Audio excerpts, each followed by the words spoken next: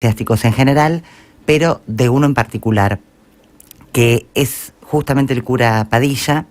Este cura tiene muchas terminales acá en la ciudad de La Plata y en la provincia de Buenos Aires, así que atenti porque es sistemático, no paran, y debe haber muchísimas víctimas lamentablemente, pero que por supuesto por vergüenza, por temor, por enfrentarse a un poder tal como el de la Iglesia no se animan a denunciar. El que se animó, y hablamos hace un tiempo con él, es Vicente Suárez Bolert. Lo tenemos en línea.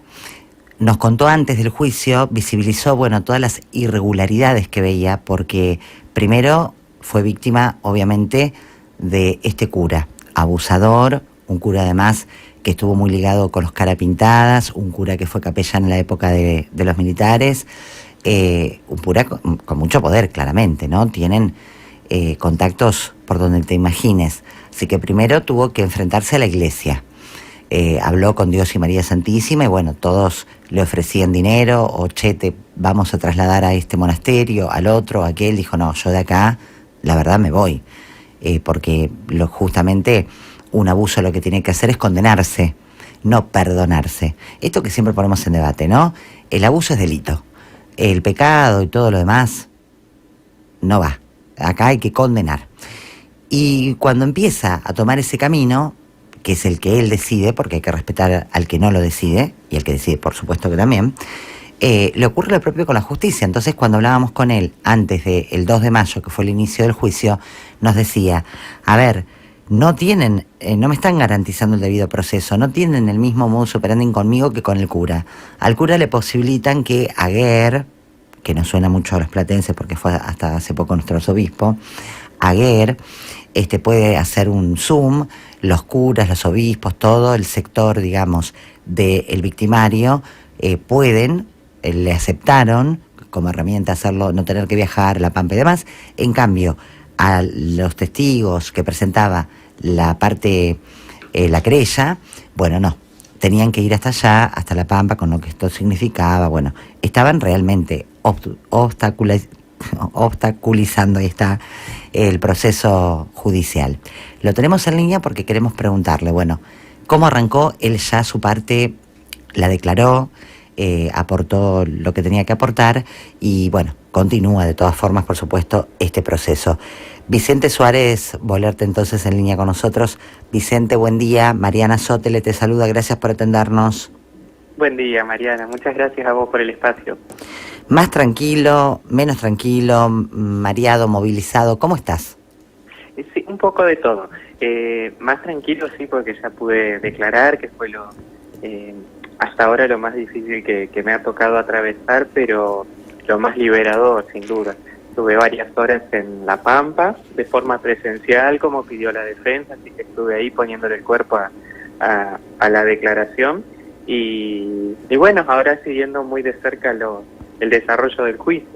Hoy, como dijiste, declara tu vecino Héctor Aguer y bueno, ayer declararon el obispo titular y el obispo auxiliar de La Pampa.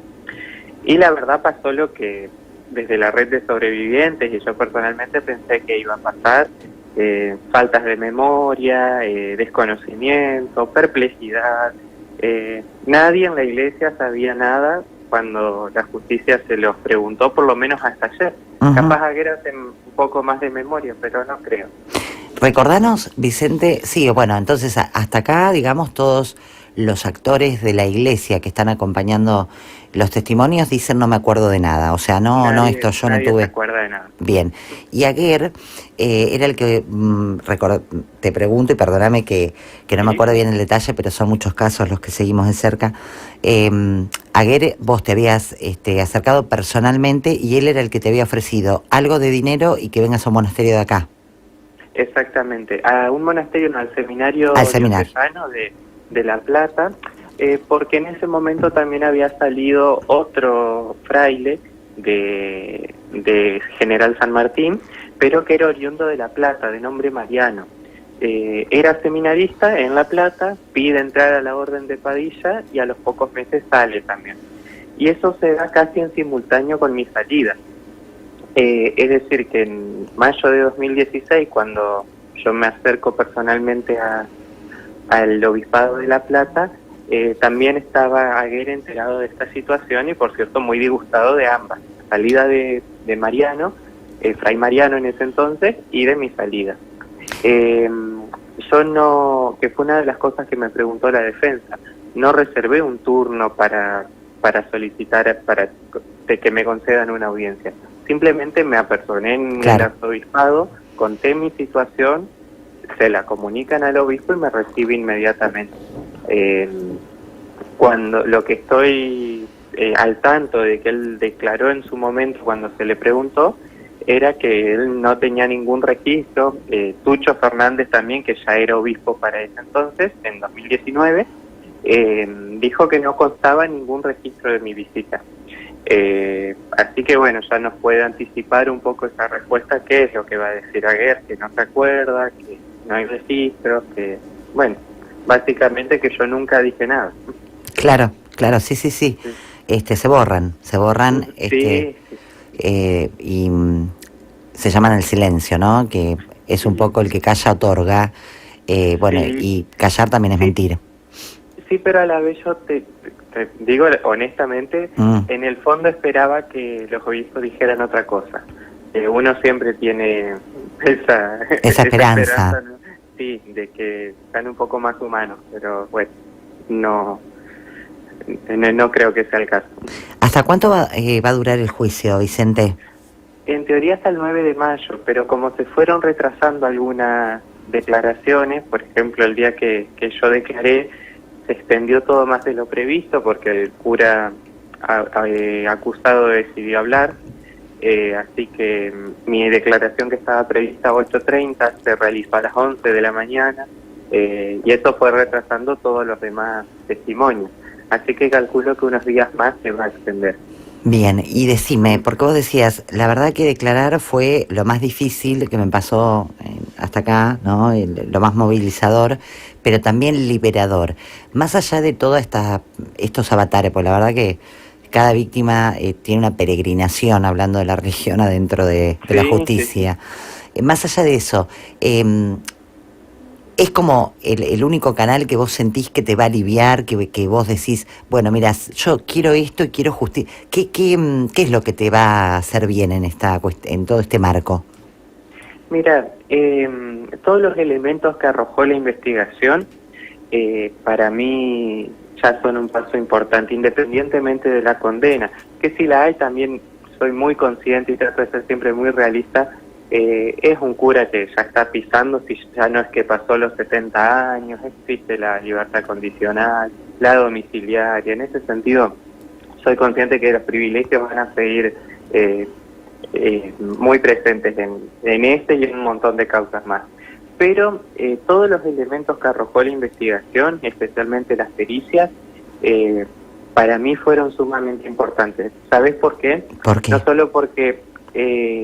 No solo porque arrojan como resultado que mi testimonio es creíble, sino también porque hasta por lo menos el año 2021, yo no sé si lo conté en la entrevista anterior, pero Padilla me había comentado de que yo padecía de algunos trastornos, de algunas patologías mentales, esquizofrenia, trastornos esquizoafectivos, basado en no sé qué. Él decía que en unos dibujos, en unos estudios, en ciertas investigaciones, que él tenía esa certeza, y yo lo creí. Y yo nunca lo conté, o sea, no solo lo creí, sino que no se lo dije a nadie. ¿Te da vergüenza? Y sí, y imagínate cómo afectó a mis vínculos, cómo mi día a día estaba marcado por ese supuesto diagnóstico que yo creía que era cierto. Pero pero ¿con qué autoridad te daba un diagnóstico un cura? O sea, ¿desde qué lugar te lo decía?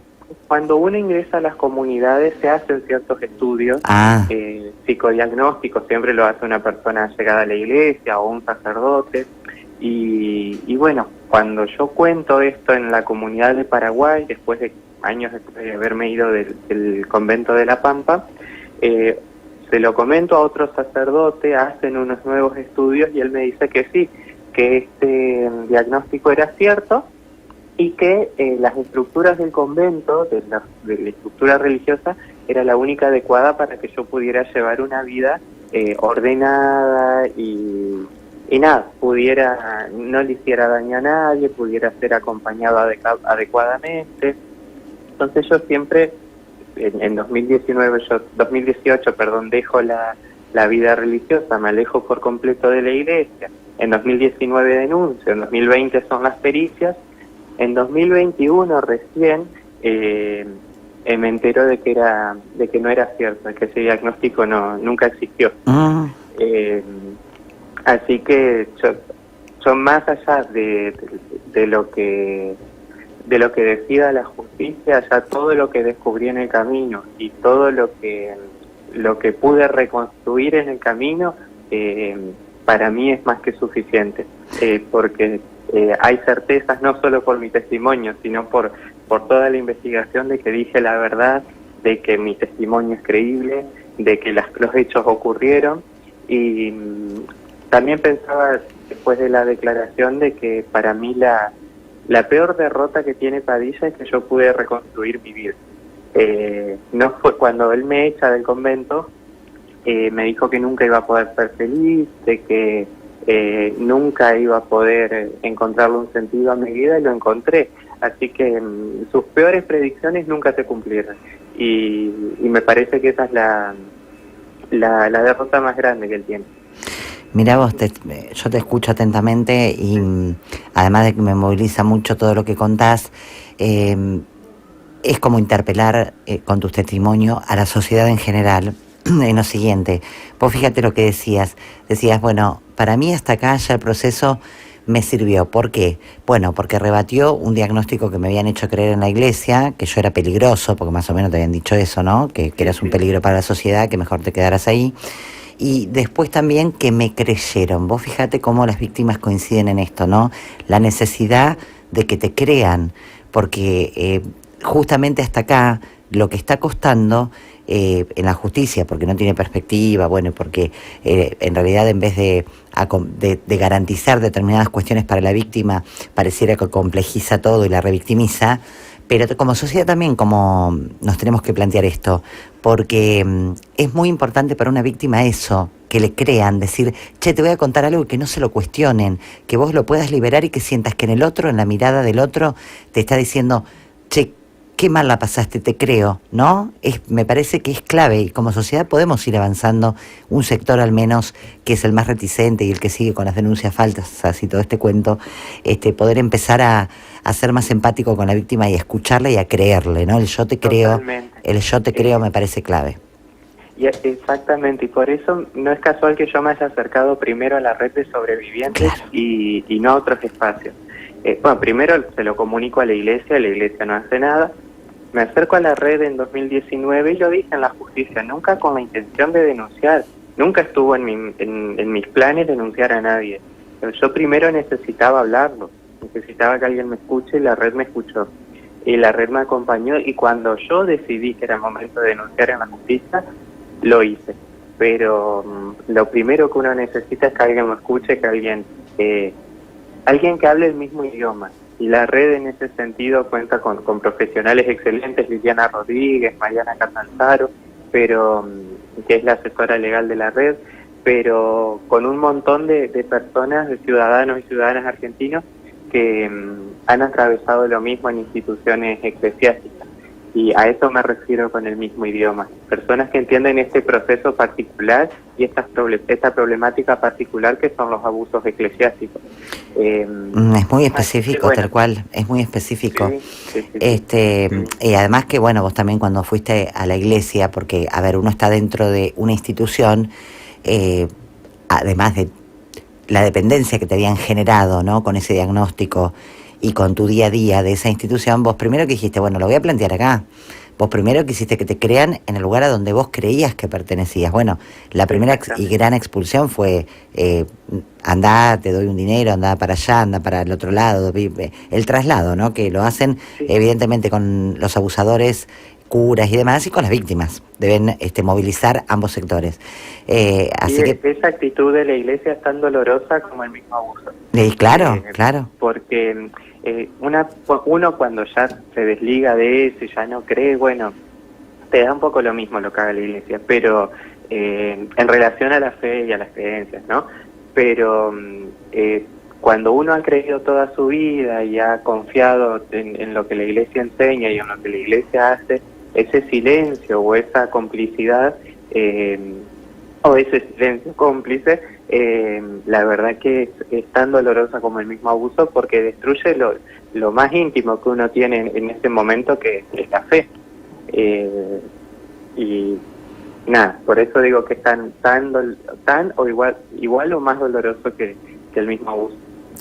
Bueno, la verdad, yo no tengo mucha expectativa en la justicia, te soy sincera, porque cubro hace mucho tiempo estos casos y otros, y siempre le faltan 5 para el peso, pero me deja tranquila que para vos, que acá lo importante siempre son las víctimas, y tienen que ser las víctimas, que el proceso te estés como tranquilizando, como llevando un poco de reparación, como dándote ese alivio que vos necesitabas, bueno, me pone desde ya muy contenta. Así que ojalá, gracias, ojalá igual que se haga justicia, sería lo ideal, ojalá, ¿no?